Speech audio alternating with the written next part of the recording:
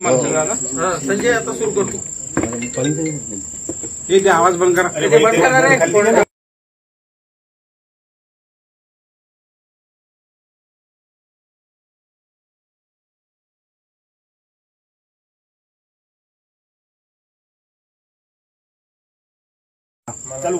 दादा, बीडमध्ये ओबीसीचा एल्गार मेळावा झाला. या मेळाव्यामध्ये ओबीसी नेते प्रचंड आक्रमक झाले होते आणि आम्ही रस्त्यावरची तसेच न्यायालयीन लढाई लढू असं त्यांनी जाहीर केलं. मी तुम्हाला सकाळी सांगितलं 4-8 दिवसापासून सुद्धा सांगतो की ही ओबीसीची सभा ही त्या जिल्ह्यावरती दहशत निर्माण करण्यासाठी यांनी ही बोलवलेली सभा आहे आणि ही त्यांचं राजकीय अस्तित्व टिकवण्यासाठी. ओबीसीचं काय देणं घेणं नाही याच्यात. मराठ्यांचं कसं वाटोळ करता येईल, मराठ्यांच्या पोरांचं जीवन कसं उद्ध्वस्त करता येईल याच्यासाठी ती त्यांनी घेतलेली सभा आहे. ती ओबीसीचे नाहीचे एका विशिष्ट जातीचेच लोक त्या ठिकाणी जमले आणि त्या पद्धतीचं त्यांनी ते वातावरण भीतीचं निर्माण केलं जिल्ह्यावरती. हे एवढंच काम त्यांनी केलेलं आहे तिथे येऊन, बाकी काही केलेलं नाही. त्यांना वातावरण दूषित करायचंय हे काम ते करणार आहेत. ते कोर्टातही गेले आणि रस्त्यावर बी आले आणि कुठं आले तरी काही फरक पडत नाही. कारण त्या ग्राउंडवरती आमची घोंगडी बैठक झालेली. ही जी ग्राउंड आहे तिथं आमची घोंगडी बैठक झालेली. त्याच्यामुळं त्यांची क्षमता आमच्या लक्षात आली काय आणि सरकारच्याही आली असेल. ही खटाटोप कशासाठी? कारण ते ग्राउंड तिथं आपली घोंगडी बैठक झाली. तुम्ही सगळे पत्रकार बांधव सगळे त्याला साक्षीदार. ती घोंगडी बैठक झालेली आपली त्या ग्राउंडवर आणि तिथं हे महाएल्गार घ्यायला निघाले. ते घुरट भुजबळ ते घुरट तिकडून येतं इथं आणि बीड जिल्ह्यातलं वातावरण खराब करते. आता ज्या एका नेत्यानं ते लोक जमवले ते एवढे तर त्याला त्याच्या मतदारसंघात बी येते. नुसते इथं व्यासपीठावरच्या लोकांसाठी टाळ्या वाजून घ्यायसाठी इतक्याला म्हणून लोक जमले होती आणि यांच्यासाठी या घुरट लोकांसाठी ही घुरट नेता हे घुरट भुजबळ त्याच्यासाठी. अरे तुमची काय पत हे लक्षात घेतली पाहिजे. तुमची पत त्याच्या नादी लागून त्या घुरट भुजबळच्या नादी लागून कशाला व्हायला घालता. आणखीन तरी शहाणे व्हा. आणखीन वेळ हातातली गेलेली नाही. तुमच्यातला एक नेता माझ्या मतानं शहाणा झालाय तसे होऊन जाईल. आणि त्याचबरोबर मराठा समाज 10-12 प्रश्न आहे आम्हाला माहिती आणि राज्याला पण माहिती मराठा किती आहे. मराठा 50-55% एकटा मराठा. त्याच्या आकडेमोडीवर कोण किंमत देत आहे. जनगणनेचा विषय तर खालीवर सरकार तुमचंच आहे. तुम्ही तुमचं बघा ना काय. तुम्ही फक्त एक खोड काढू नका जिया रद्द करण्याची आणि मराठ्यांच्या पोरांचं आयुष्य उद्ध्वस्त करायची. तुम्ही मराठी इतके सोपे समजू नका. हो, तुम्ही जर जिया रद्द करायसाठी आणि कुणबी नोंदी रद्द करायसाठी म्हणजे इतके जर मुळावर उठलेला असतात तर बीड जिल्ह्यातल्या मराठ्यांना सुद्धा ताकद दाखवावीच लागणार. हे जर दहशत निर्माण करणार 2 विषय त्याच्यात. मराठ्यांच्या कुणबी नोंदी आणि जिया आणि दुसरा मुद्दा आहे की हे दहशत निर्माण करायला लागलेत मराठ्यांवरती बीडचे. चौकून हे घुरट भुजबळ तिथं बोलविलं आणि दहशत निर्माण करायला लागले. मराठ्यांना सुद्धा ताकद दाखवावी लागणार. आम्ही तर कोणाच्या असल्या दबावाला आणि फावाला भेट बी नाही आणि मराठी मोजणार बी नाही. परंतु मराठ्यांना सुद्धा आपल्या लेकरा बाळाचं आयुष्य उद्ध्वस्त न होऊ द्यायची जबाबदारी आहे. तोडीस्तोड उत्तर यांना द्यावाच लागणार. एखाद्या वेळेस मराठ्यांना बीडची जी भूमी पवित्र भूमी हीच पवित्र भूमी एखाद्या वेळेस बीड जिल्हा हा महाराष्ट्राचा दिशादर्शक होऊ शकतो. तशी परिस्थिती आता निर्माण झाली आणि मराठ्यांनी ती जबाबदारी पार पाडली पाहिजे की बीड जिल्ह्यातून राज्याला दिशा मिळाली पाहिजे. इतकं कणखर एकजूट ताकद दाखवली पाहिजे. पण यांचं जे स्वप्न आहे दहशत निर्माण करायचं, मराठ्यांवरती भीती निर्माण करायची आणि जातीवादाच्या दंगली घडवण्याच्या, हे स्वप्न बीड जिल्ह्यातल्या मराठ्यांनी कधीच पूर्ण होऊ द्यायचं नाही. आपण सुद्धा ताकद दाखवलीच पाहिजे यांना. छगन भुजबळ असं म्हणाले की आम्ही कुठेही पक्षाच्या दावणीला बांधलेलो नाही. पक्षाचं काम आल्यावर पक्षाचं काम करू, ओबीसीचं काम आल्यावर ओबीसीसाठी लढणार. आणि तुमचा उल्लेख त्यांनी दरिंदे पाटील असं केलाय. तुम्ही म्हटलं होतं की ओबीसी नापाडा, आम्ही ओबीसीच्या मुळावर उठणाऱ्यांना आडवं करू. नाही ते काही म्हणताय ते आता बुद्धी ढळली. अक्कल दाढ पडली त्याची बहुतेक. अक्कल दाढ असते माणसाला प्रत्येकाला. त्या घुरट भुजबळची पैडी वाटते. ते घुरट सगळीकडे ते वास दरवळतो का तसं ते घुरट सगळीकडे हिंडत आहे. आणि ते त्याच्या चक्रव्यूहात सगळ्यांना घ्यायला लागलं. ओबीसी नेत्याला त्याचा देवारा करून घ्यायला लागले आणि ओबीसीच्या नेत्याचा सुद्धा घ्यायला लागले. पण एक गोष्ट लक्षात ठेवा, ओबीसीतूनच आरक्षण घेणार आणि तेही मराठ्याला देणार. तुम्ही कितीही दडपणाचा प्रयत्न करा, त्याला बी बीडचे मराठी म्हणतात एवढं लक्षात ठेवा.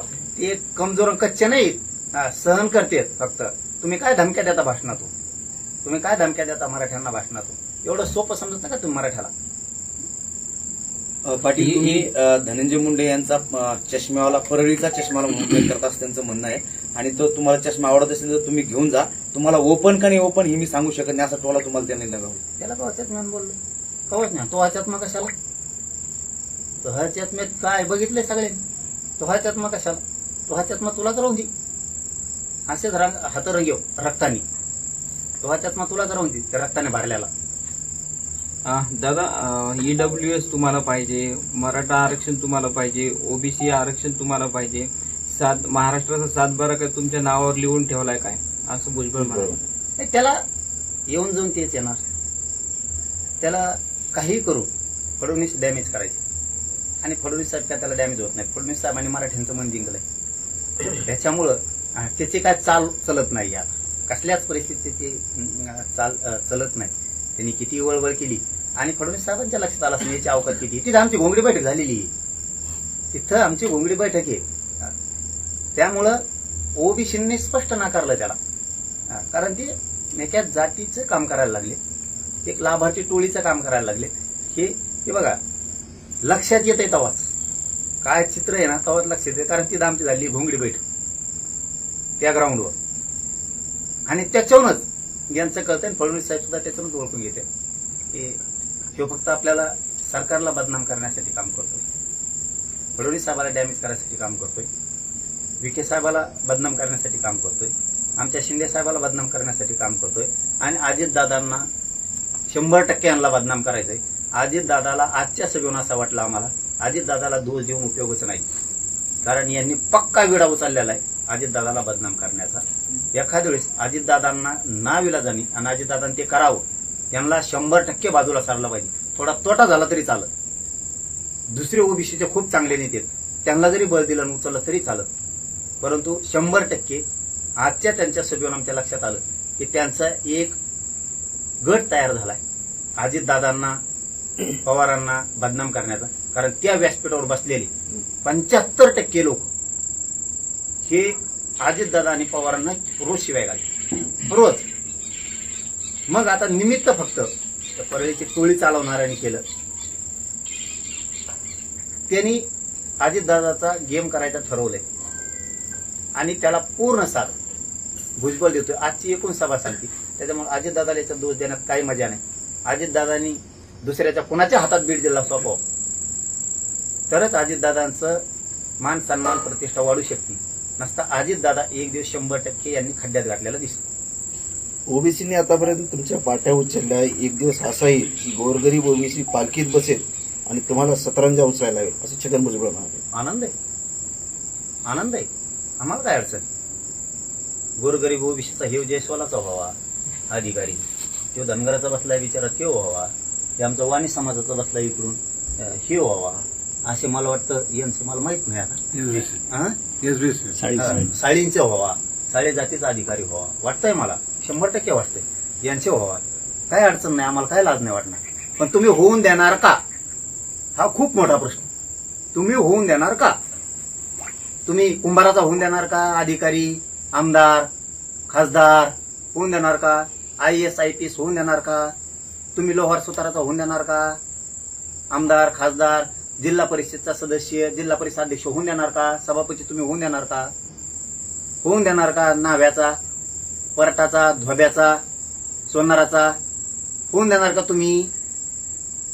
सांगा. आणखीन वडरी समाजाचा, कायकडी समाजाचा, रजपुताचा, लिंगायताचा होऊ देणार का तुम्ही?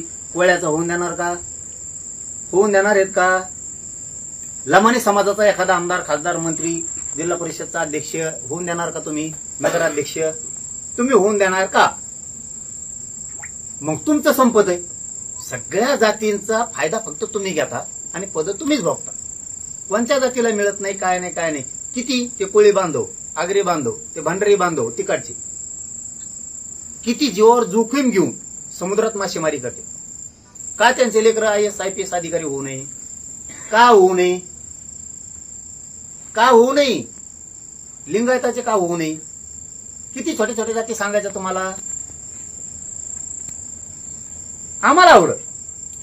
तुम्हाला आवडतंय का? आवडतंय तर तुम्ही 75 वर्षात का नाही होऊन दिलं? का तुम्ही बंजारा समाजाच्या अधिकारीने होऊ दिले? त्यांचं आरक्षण घेऊन द्या उत्तर यायचे. बंजारा समाजाला द्या, चला. का नाही होऊन दिले? सगळ्यांचं आरक्षण मिळून तुम्ही खाल. तुमच्या घराघणीच माणसं सुधारले आणि यांच्या घराघणीच माणसं ऊस तोडायला गेली. हे काय खोटं आहे का? किती दिवस येड्यात काढणार तुम्ही? बिलाचे तेच हाल, पारद्याचे तेच हाल, तुम्ही रामुशाचं नाव घेता त्याचे तेच हाल. तुम्ही कोणाला सुधरून दिलं? कोणालाच नाही. आणि तुम्ही सांगणार ओबीसीचं झालेलं त्यांना हे होत नाही. अरे आमच्या इकडे येऊन बघ, ओपनची जागा असून सुद्धा ओबीसीचा सभापती केलता. ओपनची जागा असून सुद्धा आंबडलाच. तुम्ही काय सांगता आम्हाला? भाजपला आता देवेंद्र फडणवीस यांना त्यांनी असा इशारा दिला आहे की ओबीसीच्या ताकदीवर 125 आमदार तुम्हाला मिळालेले आहेत आणि ओबीसीवर अन्याय कराल तर ओबीसी दूध खुळे राहिलेले नाही. फडणवीस साहेबाला हे माहिती. ते फडणवीस साहेबाला माहिती विधानसभेला मराठ्यांशिवाय सत्ता येऊ शकत नाही. मराठ्यांनी सत्ता दिली ते त्यांनाही माहिती. नाही तर लोकसभेसारखा धुरळा वाजला असता सगळं. आमच्या लेकरा बाळांच्या भविष्यासाठी ते काम करायलेत ना. आणखीन आम्हाला त्यांच्याबद्दल शंका नाही. आमचं एवढंच म्हणणं आहे, प्रमाणपत्र लवकर वितरित झाले पाहिजे. नसता आम्ही फडणवीस साहेबांनाच नाही, विखे साहेबांनाच नाही, कोणाला सोडणार नाही. पण आम्हाला 100% आशा आहे की त्यांनी आमचं हक्काचं कायदेशीर आरक्षण आम्हाला दिलंय. गॅजेटियर हे महसुली म्हणजे सरकारी दस्तऐवज आहे. फडणवीस साहेबांनी मराठ्यांच्या लेकराचं आयुष्य उद्ध्वस्त न होऊ द्यायचं, त्यानुसार मराठ्यांना मराठवाड्यातल्या सगळ्या आरक्षण द्यायचं ठरवलंय. पुढच्या आठवडाभरात किंवा 10 दिवसात पश्चिम महाराष्ट्रातल्या गॅजेटचा GR निघणार आहे. आता हे बॉम्ब बालणारच. त्यांना वाटतं सगळं आमच्यामुळेच आहे. गाडी खाली काय चालत असतं माहिती तुम्हाला? त्यांना वाटतं आम्हीच गाडी उडतो. असा तो घुरटे भुजबळ देऊ. दादा तुम्ही प्रमाणपत्राचा उल्लेख केला तर त्या यावेळी छगन भुजबळांनी पण असं म्हटलंय की आम्हाला 10 महिने आधी प्रमाणपत्र काढायला लागायचे. आता सकाळी अर्ज केला तर संध्याकाळी कुणबीचं सर्टिफिकेट हातात येऊ लागले. अधिकारी इतके हुशार कसे काय झाले?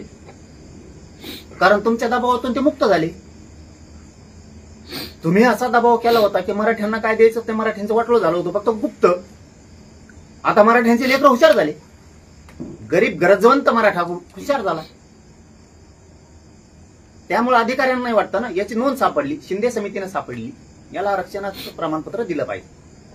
का रोखून धरायचं? तुम्ही आमचं ते रद्द करता म्हणणार आणि मग तुमचं 94चं का रद्द होऊ नये? 16% दिलेलं म्हणजे आमचा रेकॉर्ड असून सुद्धा आमचं रद्द करणार. एवढं सोपं आहे का रद्द करणार? आणि तुमचे कोणी नेते उठू देत निघालेत मराठ्याला विरोध करायला, आरक्षण देऊ नका. अरे आमचे नेत्याला तुम्ही बोलता विखे साहेबांनी इकडे जाऊ नये, आमदार खासदारांनी इकडे जाऊ नये, तिकडे येऊ नये.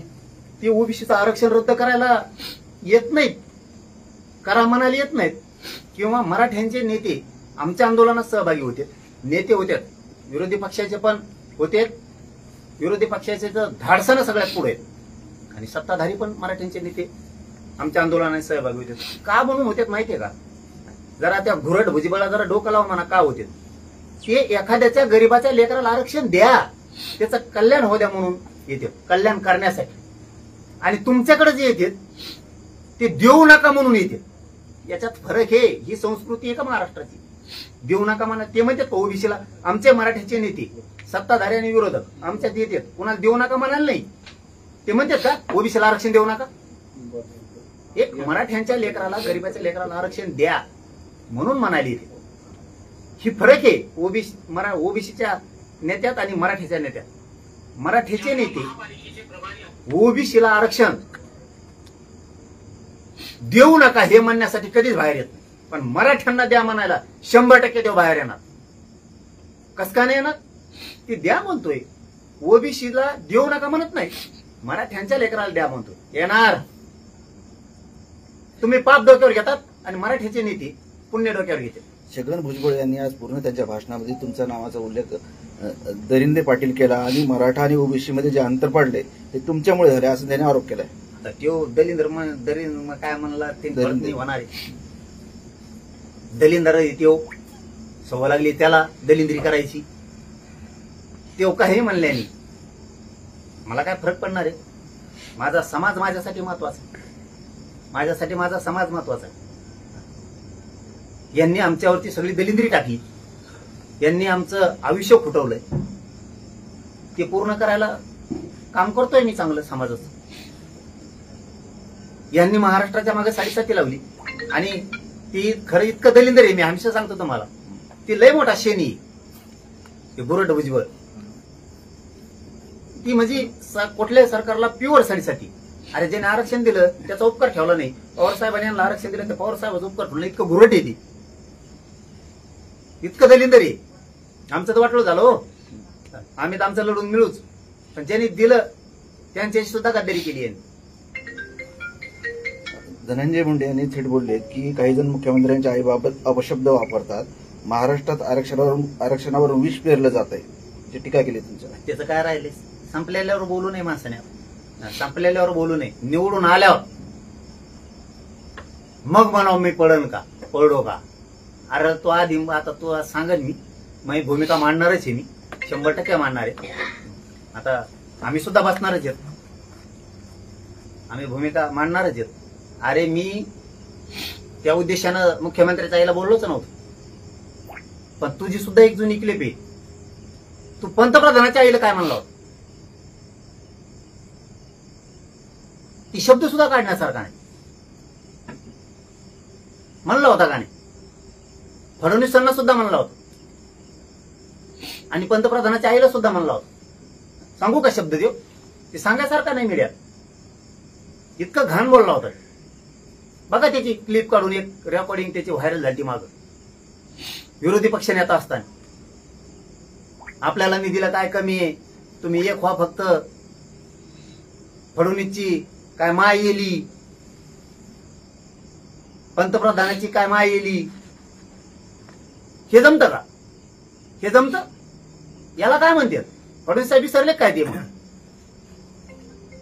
माझ्यासमोर डोकं लावू नको भाऊ तू. आणखीन बी तुला सांगतो, तू माझ्या नादी लागू नको, लय बाकळा काढी. तुमच्या घराण्यावर कधी बोललोच नाही मी, तुमच्यावरती बोललोय. आणि मी वैयक्तिक मॅटर मध्ये पडत नाही, अजिबात पडत नाही. तू काय काय म्हणतो ना, मला सगळं कळतंय. तुमच्यावरती तुम्ही नेतेगिरी करता, तुम्ही मराठ्यांच्या खुना करता म्हणून तुमच्यावर बोललेलो आहे, हे लक्षात ठेवा. मी तुमच्या वैयक्तिक मॅटर मध्ये कधीच पडलो नाही. तुमचे वैयक्तिक सुद्धा मॅटर आले, आपण डायरेक्ट सांगितलं आपण वैयक्तिक मॅटर मध्ये पडत नाही. माझ्या दम आहे त्यांना समोरासमोर खेटायचा. बाईच्या आडून वार नाही करत मी कधी तुमच्यावरती. फार तुम्हाला 4-5 दिवसाच सांगतो, त्याचीच बायको आली होती, मला साथ द्या म्हणलं. मी कौटुंबिक याच्यात पडत नसतो.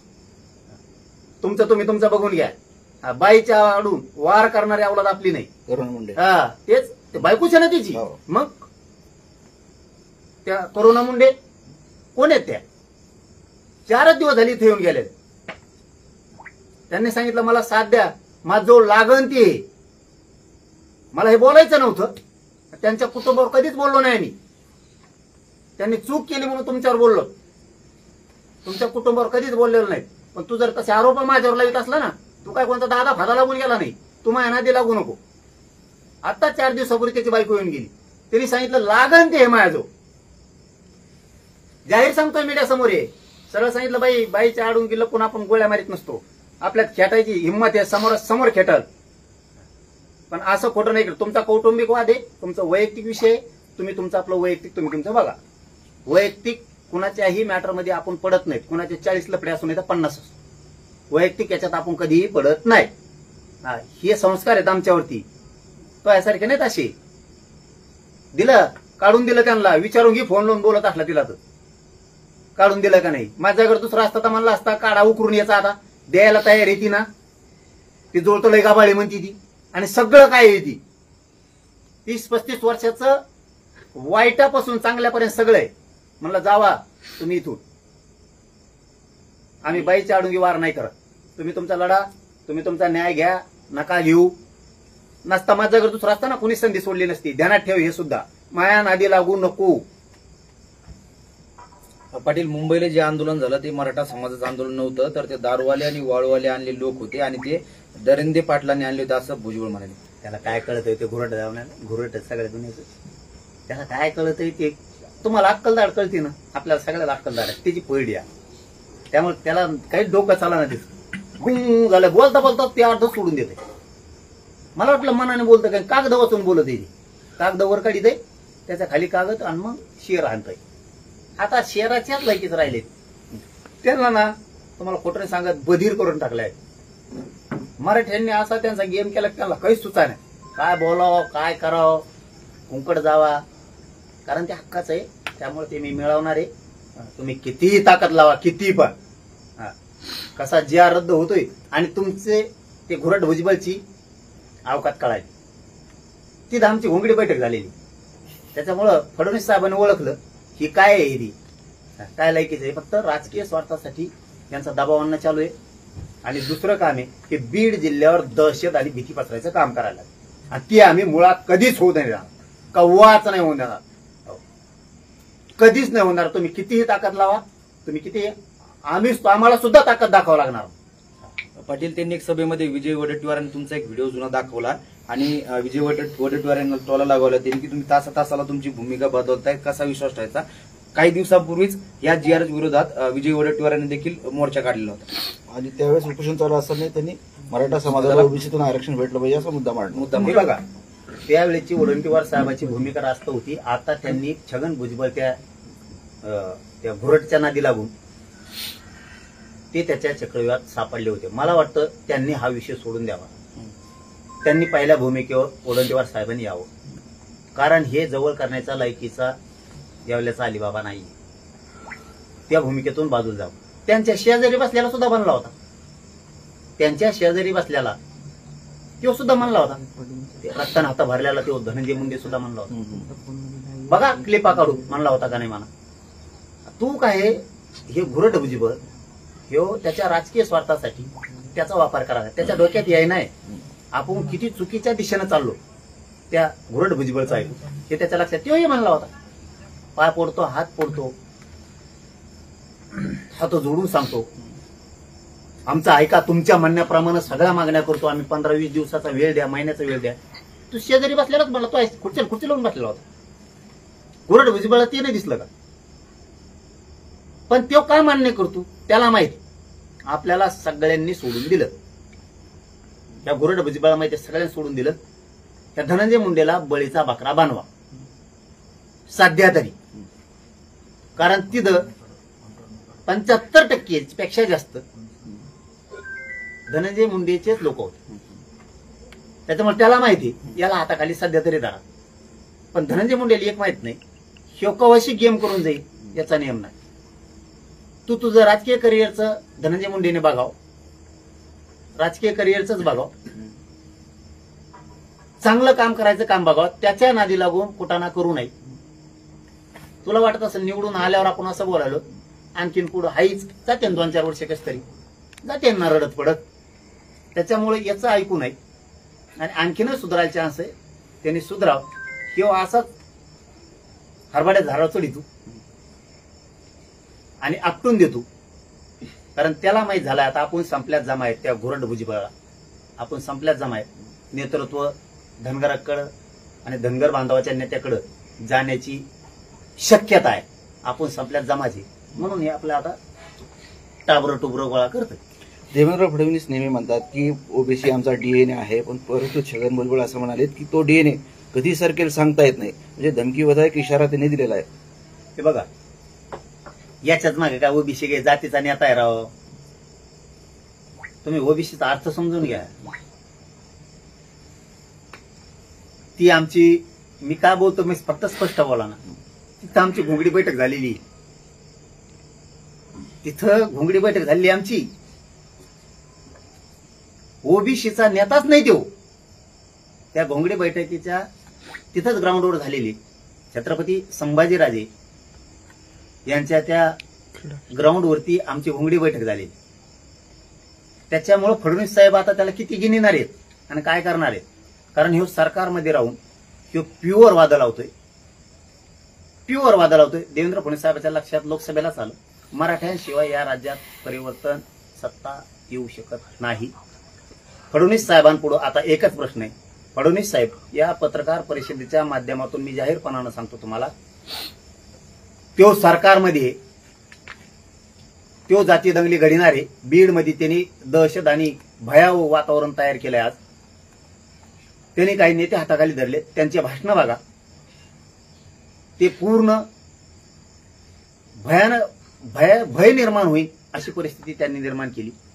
गृह मंत्रालयानं तो जामीनवर आलेला आहे, त्याची जामीन रद्द करावी. नसता राज्यात अराजकता माजविल तो रक्तपात घडून आणि गृह मंत्रालयाने हे लक्षात ठेवा, त्याची जामीन रद्द करा. त्याच्याशिवाय हे थांबणार नाही. त्याची जामीन गृह मंत्रालयाने दखल घेऊन तातडीनं रद्द केली पाहिजे. नसता ते टाबरं टुबरं गोळा करून राज्यातलं वातावरण दूषित करीत. आम्ही सुद्धा आमच्यावर जे वातावरण तयार केले, ती आता जी भीती दहशत निर्माण केली बीड जिल्ह्यावरती, ती सुद्धा आता आम्हाला तुडून काढावं लागणार, ती झटकून लावावं लागणार. आमच्यात सुद्धा प्रचंड बळ आणि ऊर्जा आहे. आम्ही दाखवू ताकद. विखे राज्यात विकार पसरत आहे. विखे वारंवार जरांगींना भेटायला जात आहेत. आम्ही विखेंना सुद्धा सोडणार नाही असा स्पष्ट इशारा जो आहे तो छगन भुजबळांनी दिला. विकास काही होऊ शकत नाही तुमच्याचे, काय होऊ शकत नाही. काय बघणार तुम्ही. ते बिचारा भेटायला जरी आला तरी समाजाला देण्याच्या उद्देशानं आला. कोणाचा रद्द करा म्हणत नाही. मराठ्यांच्या नेत्याचा तो आदर्श घ्यावा. मराठ्याचे नेते आंदोलनात सहभागी होते, गरीबाच्या लेकराला द्या म्हणून. गरीब ओबीसीचा रद्द करा किंवा गरीब ओबीसीला देऊच नका असं कधीच म्हणत नाही.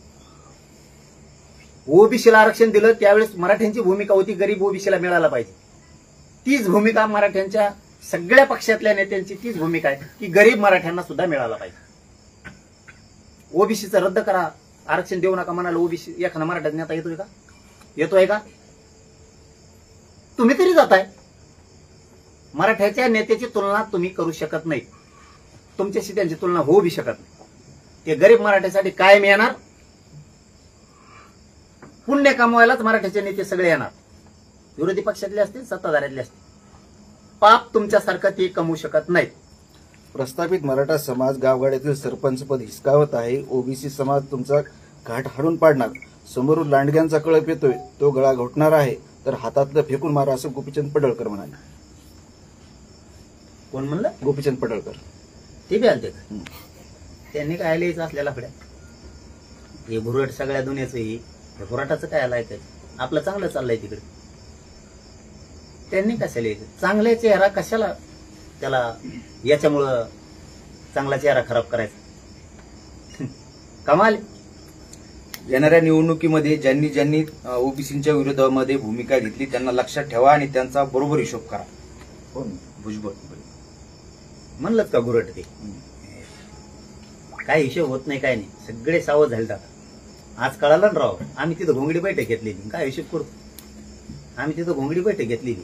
तू काय हिशोब करतो? महाएलगार नाव देतो. तिथं आमची घोंगडी बैठक झाली. काय ते चव घालून घे, धंदे करते काय नाही. याच्या कमून नादी लागत मला काहीच कळलं नाही. घुरट भुजबळच्या.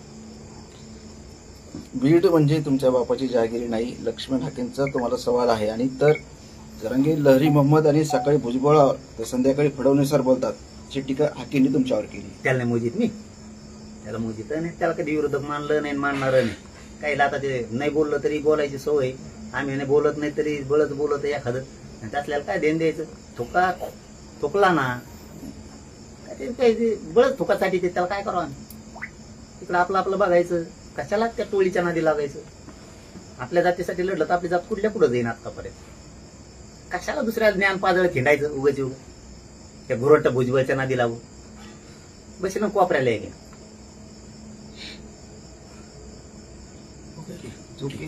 आहे का अजून काही काय का विचारून काय